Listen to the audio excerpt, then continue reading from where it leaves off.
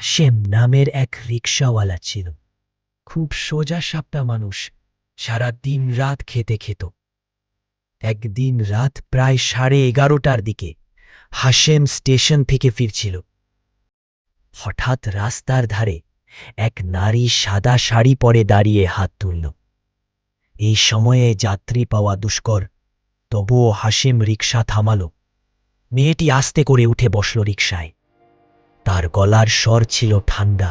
ভাই, আমাকে নদীর ধারে শ্মশান পাড় পর্যন্ত নামিয়ে দাও।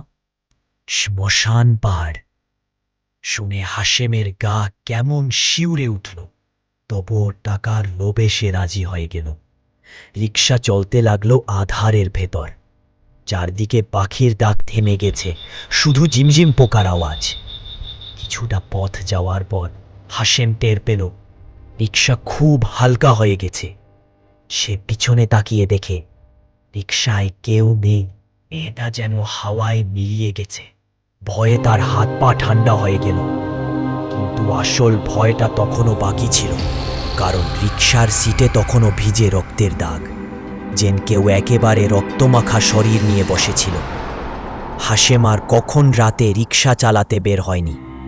আজও মানুষ বলে ওই রাস্তায় মাঝে মাঝে সাদা শাড়ি পরা অচেনা এক যাত্রী হাত তোলে।